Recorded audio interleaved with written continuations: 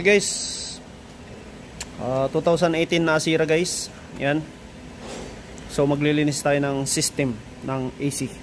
Bubugaw natin ng nitrogen. Ayun. R11. Refrigerant, tapos yan. Bubugahan natin. Lilinisin natin yung system niya guys. So watch. Okay, game. So unahin natin yung evaporator guys.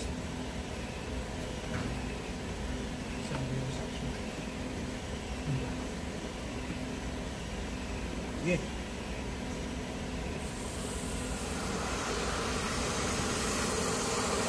Oh.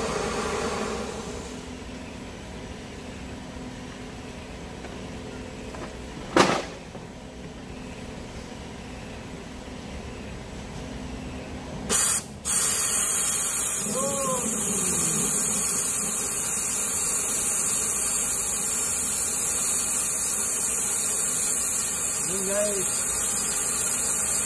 Malinaw.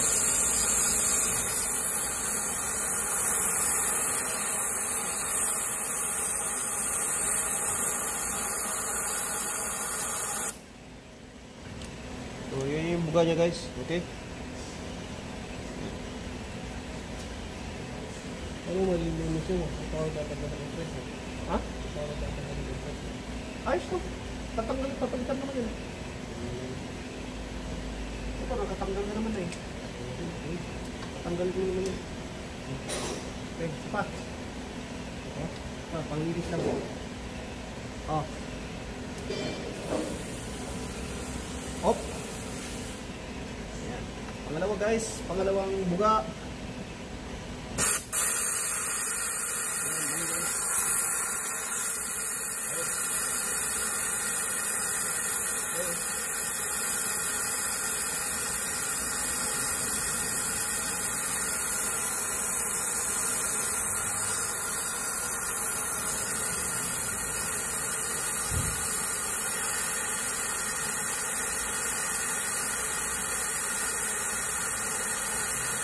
Okay. Done. Okay guys, tubo naman. Sige.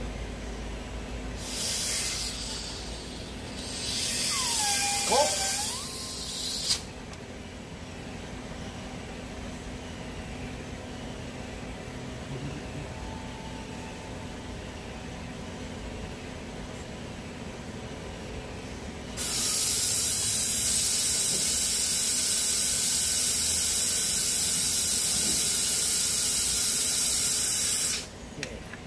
Maliit. Yes. Hop.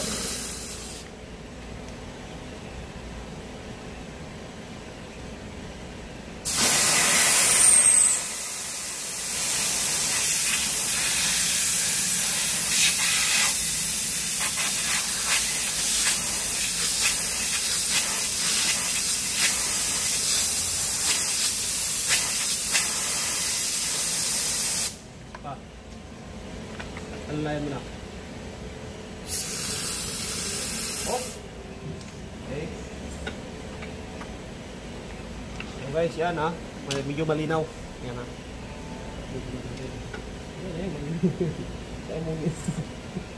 Pakalawang buga ito guys.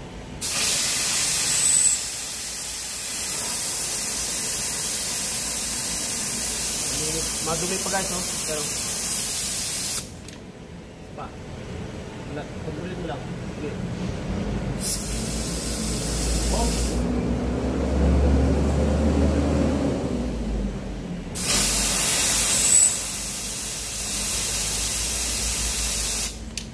Pa.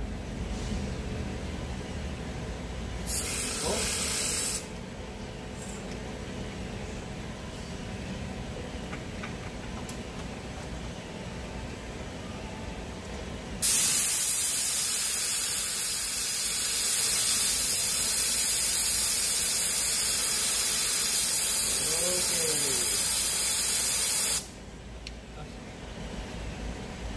Hindi pa rin. Hindi pa. Ay mga libabaw. Kontrolin mo na.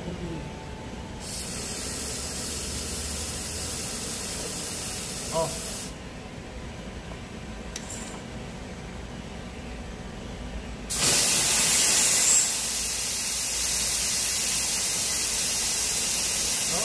Okay. Ano? Okay.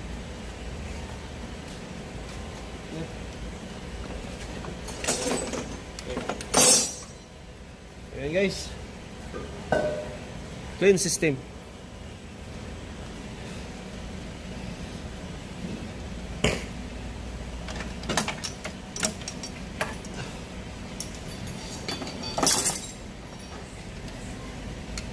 Bubugal lang tayo ulit ng ano.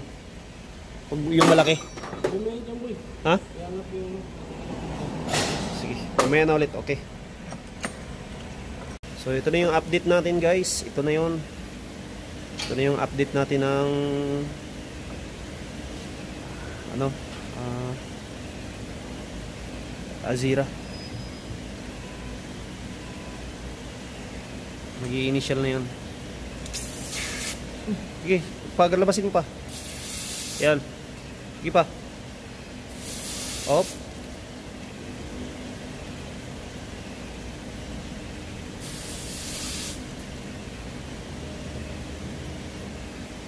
Okay, initial. Op, huwag na. Huwag masyadong marami. Oh, start. Start.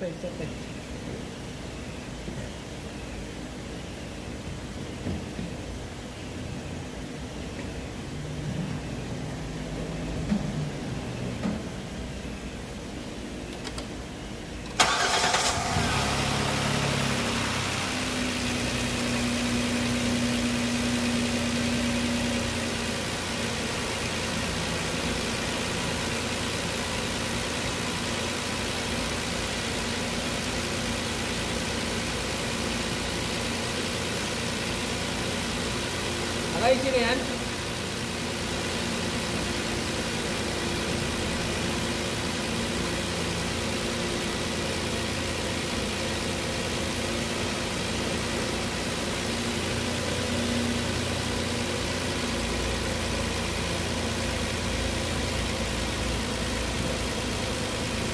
Ayusin yan. Oh. Ito ako pa. Ito dulu galing pa.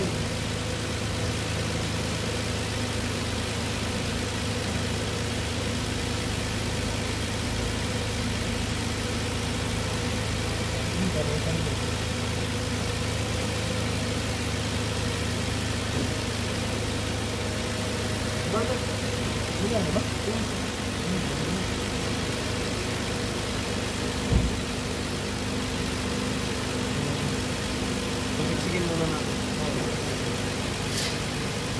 Rupiin na natin na.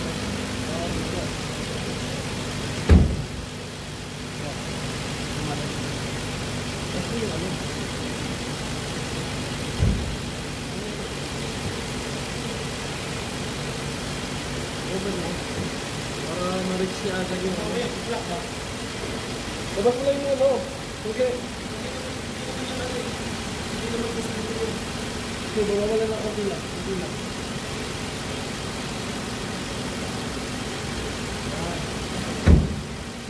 Para tumigil yung thermostat niya sa loob pag na-reach niya yung laklig.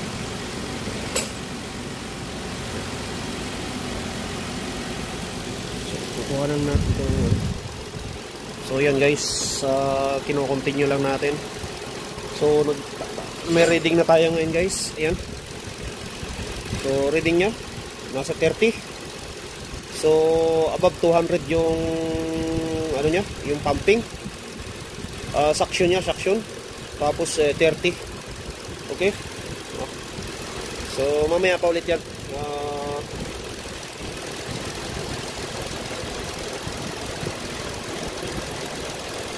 Yung high pressure niya guys,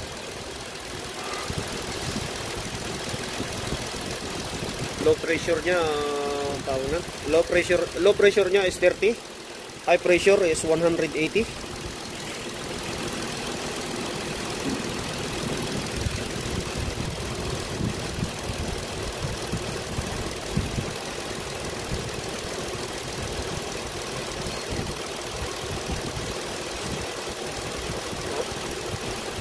Bigat.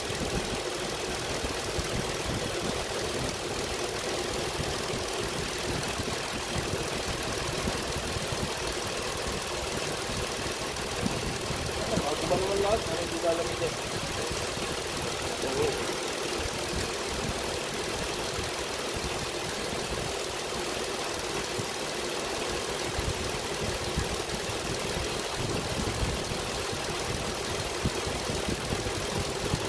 Ano sabi sa Toyota boy? Sa Toyota.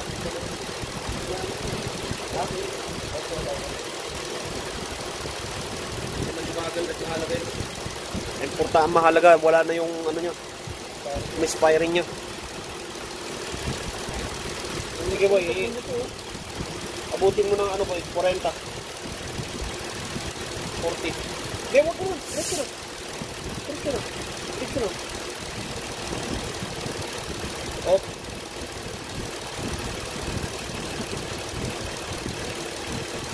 Yan, yan. Okay na yan. So, ayan na yung reading niya guys. Malamig na sa loob. Nakakontak na ba sa loob? Ha? Nakakontak na? Oo. Last time kasi ito guys, pinalitan dito ng compressor, expansion valve, saka condenser. So, after 2 months guys, wala pang 2 months, nagka-problema yung AC niya. Oh. Tapos ngayon, sabi ko, i-fight mo yan doon sa spare parts, ibalik yung compressor warranty para mapalitan. Eh, hindi na ibabalik daw. So, nagtuturuan na. Ang problema daw dito sa workshop. Oh. So, ayun guys. So, may dumating na isang kaibigan. Membro din ng Boy Kupal. Mga Kupal Boys, guys. Ano ba ginawa mo dyan? Compressor. So, ayan na yung reading niya guys. Ito na yung panibagong reading niya ngayon. So, ayan. Sige siya. 35,180. So, okay na yan. Malamig na siguro dun sa loob yan. So, kasi yung story nito guys, sabi ko sa customer, ibalik niya yung spare parts. Kung ako ang kumuha niyan, ibabalik ko yan. Kahit 2 months pa yan. So, hindi niya may babalik. Nagtuturuan na. Pumunta siya dun sa Masri. Sabi, hindi daw maganda pagkalinis. Eh ngayon, binidyohan ko yung paano paglinis ng linya para makita niya talaga. So ayun. So naging okay.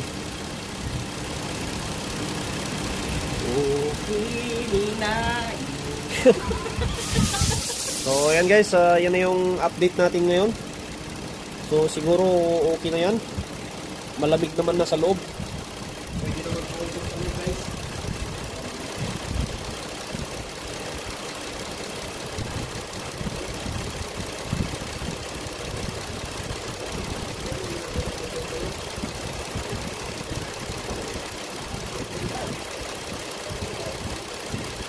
So ayan guys, malamig na. So okay na yan guys. Dito na lang yung vlog natin. Update na lang kasi ito. So totally ibabalik pa yan.